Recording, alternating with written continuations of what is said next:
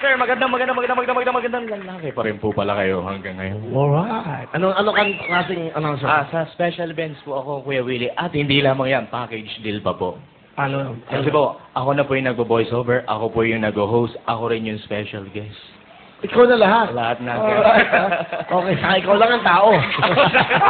Okay, paano? Go. Okay, may sinulat ako, Kuya Willie. Okay lang ba to? Okay, sige. Okay, and now, live from the ABS-CBN Team Kapamilya, proudly present the new Willie of Fortune. And now, ladies and gentlemen, please welcome the man himself, Mr. Willie Rebillionaire. Wala nga, malinis.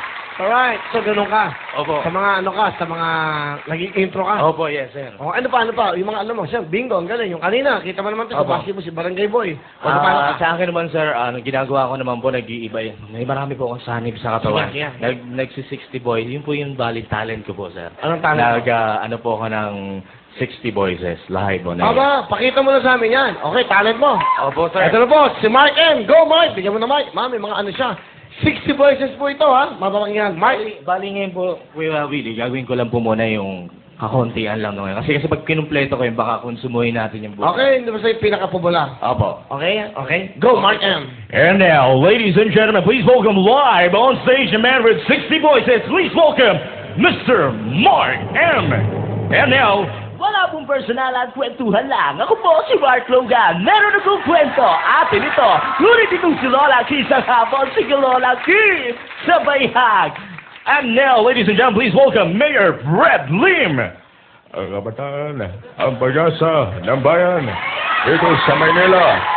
Bawal ang droga. Siyempre pa hindi magbabalik si Ted Boylon.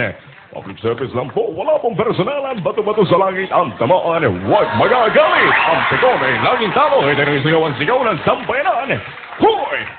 Gising, naglilingkod saan man sa mundo. At siyempre ba, hindi rin magpapawi si Casabel Gas. Sino at ano? Yan ang dapat na mga pakatutukan. Narito ang mga dokumentadong pagsisiyasat na nakalap ng ABS-CBN at ng ZOCO.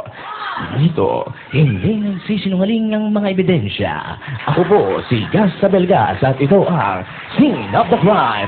Siyempre ba, hindi rin magpapawi si Babalu. Ano? Ako? Sira ang ulo mo. Matapos mong gawin sa kala ng baba ko, sasabihin mo, bigat mo, Peng.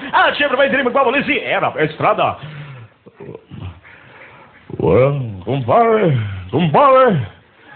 Walang kamag-anak. Huwag yung subukan. Siyempre ba, hindi rin magpapawi si FBR.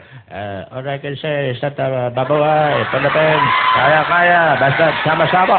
Siyempre ba, ang kanyang kaibigan si FPJ. Itanda-tandaan mo ba dalan? Gawin nga nila kumatali sa rin kung nabagalan. Tigilan mo na yung pagpapagit ng lalaki mo dahil hindi ka gumapo.